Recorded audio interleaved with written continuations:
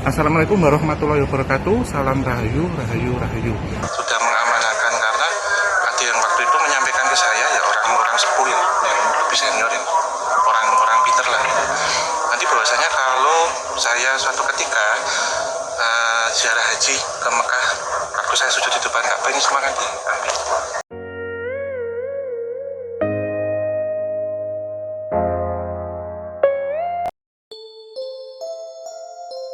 Siapa yang tidak kenal dengan Om Hao, seorang pakar retrokognisi yang sering mengajarkan kita akan sejarah masa lampau khususnya di Tanah Jawa. Setiap kali membahas tentang Om Hao selalu saja menarik, bagaimana awal Om Hao memiliki sixth sense atau yang disebut dengan indigo, sampai pengalaman Om Hao dalam membantu orang yang memiliki ageman atau pusaka sehingga sulit untuk meninggal.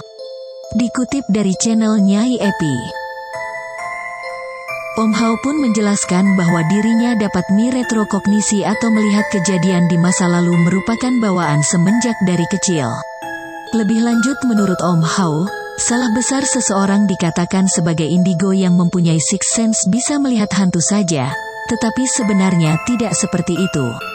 Indigo di sini yang saya maksud adalah warna aura, jadi setiap manusia mempunyai spektrum warna aura yaitu Mejiku Hibiniu. Saat ada di spektrum warna biru, nila hingga ungu itu warnanya akan lembahyung biru.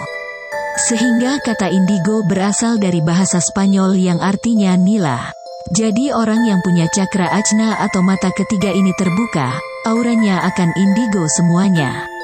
Setiap anak indigo pasti memiliki karakter yang berbeda-beda dan dia akan membawa misi saat terlahir di dunia nanti. Ada beberapa jenis anak indigo, yaitu indigo interdimensional, indigo humanis, indigo artis, kemudian yang terakhir indigo konseptual. Om Hao sendiri adalah termasuk indigo humanis. Hal ini berdasarkan penilaian dari orang terdekatnya. Indigo humanis itu lebih ke arah pengabdian ke masyarakat. Kalau indigo interdimensi lebih ke arah komunikasi dengan dimensi lain, ungkap Om Hao. Kalau untuk melihat ke masa depan atau memprediksi memang harus hati-hati, agar nanti jatuhnya tidak ke arah takabur, yaitu mendahului yang maha kuasa, karena peluangnya 50-50 kalaupun meleset dapat dimaklumi.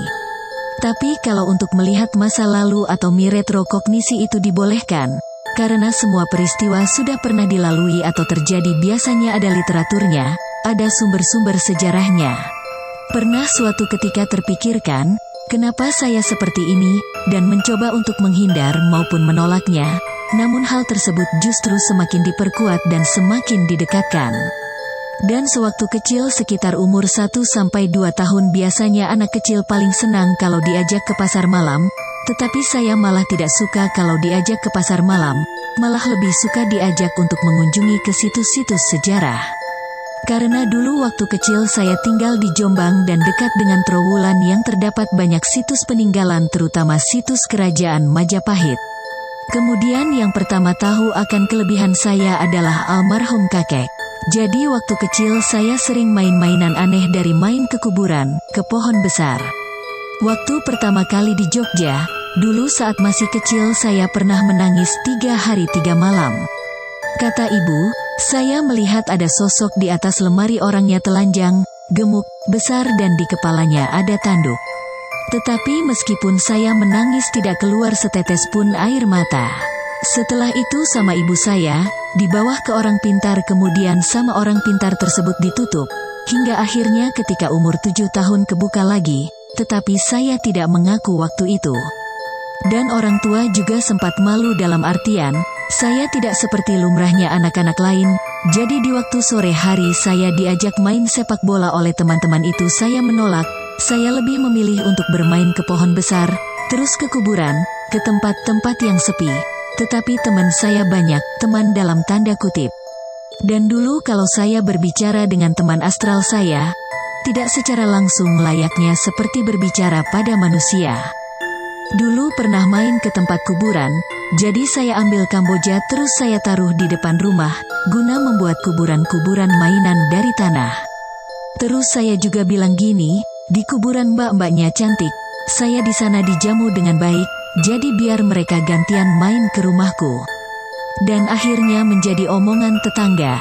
Alhasil sama ibu kemudian dibongkar semua mainan kuburan-kuburan itu. Dan ada lagi sewaktu usia 12 atau 13 tahun saya sering diajak ke kondangan pernikahan sama ibu. Biasanya kalau di kondangan kita salaman dulu sama mempelai. Waktu saya salaman sama mempelai perempuannya, saya nyeloteh ke ibu saya, "Buk, mbaknya ini sudah punya dedeknya 4 bulan. Kemudian ibu saya menutup mulut saya dengan tangannya agar berhenti bicara. Setelah selesai salaman kami mengambil makanan di bawah.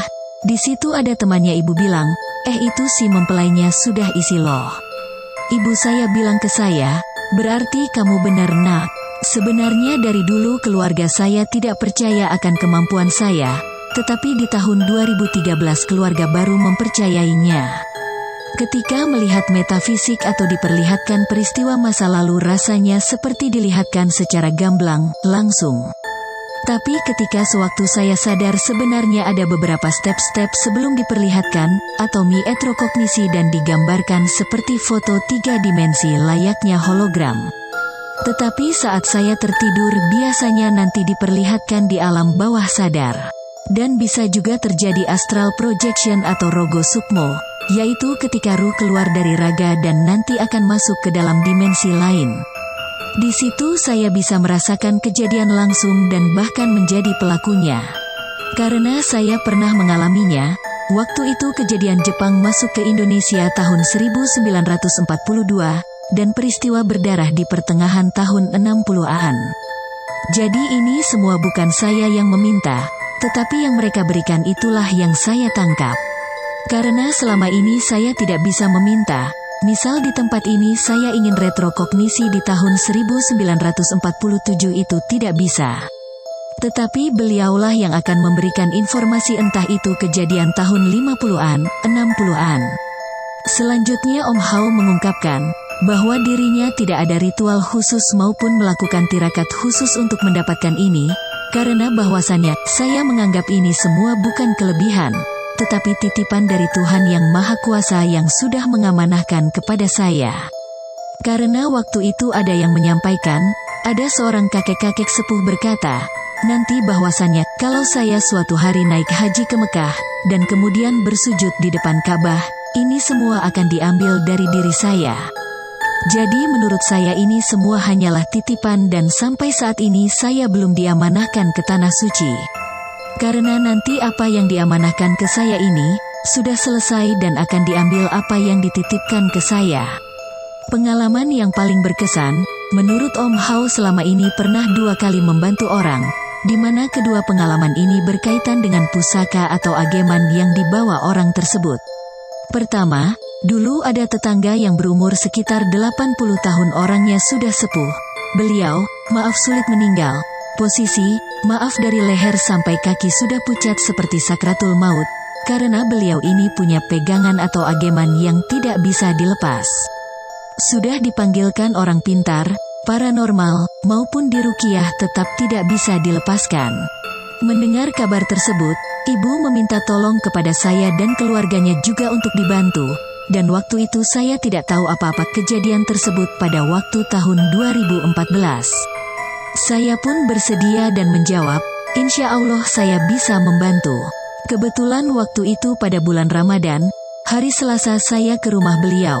Saya memegang tangannya, saya ajak komunikasi sosoknya untuk negosiasi. Kemudian si sosok tersebut meminta, nanti kalaupun saya harus lepas, saya harus dilabuh di pantai selatan. Waktu itu saya memegang beliau mengusap dari lengan atas sampai ke jari tangannya memakai daun sirih. Saya juga membawa bunga kantil dan bunga cempaka putih. Kemudian saya bercerita, retrokognisi pengalaman beliau di masa lalunya. Saya ceritakan dan diiyakan oleh beliau. Kemudian di hari Kamis pagi sekitar pukul 2 dalam mimpi saya, beliau ini datang dengan sosok agemannya itu, mengucapkan, banyak terima kasih dan nanti anak setelah jalan jangan coba untuk menoleh ke belakang.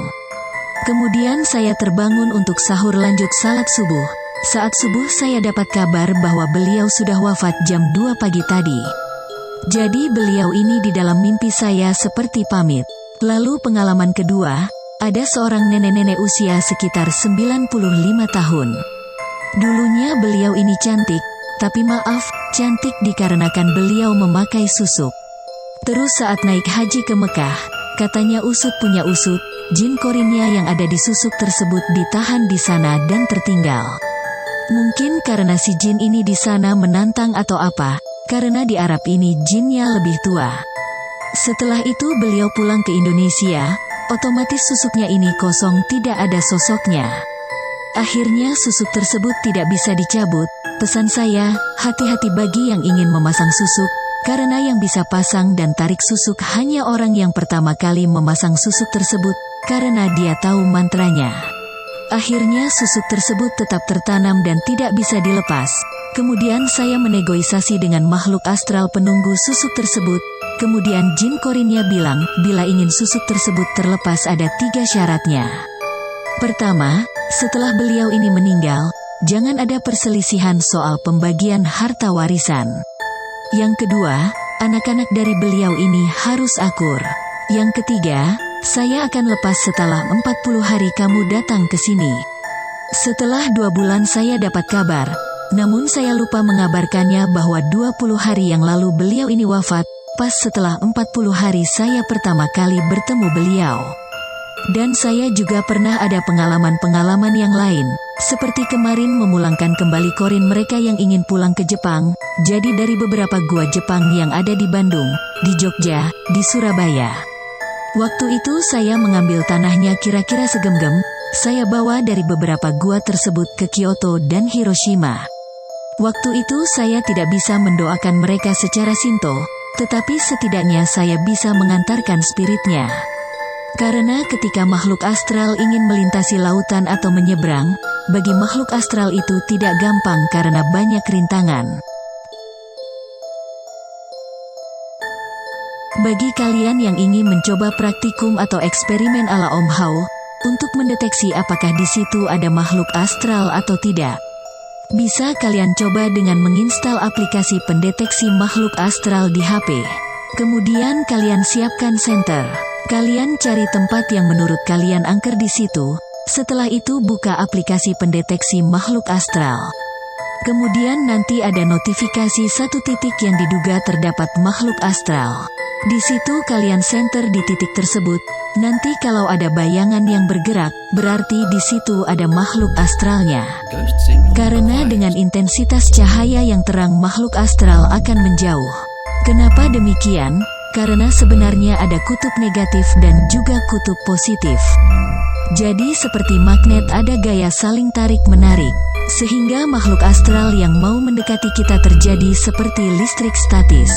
Kita sebagai manusia bermuatan positif sedangkan makhluk astral muatannya negatif. Kita panas sedangkan makhluk astral itu dingin, jadi seperti perubahan suhu. Contohnya seperti kita waktu kecil, ketika menggosokkan penggaris ke rambut setelah itu ditempelkan ke rambut lagi dan akan terjadi gaya tarik-menarik.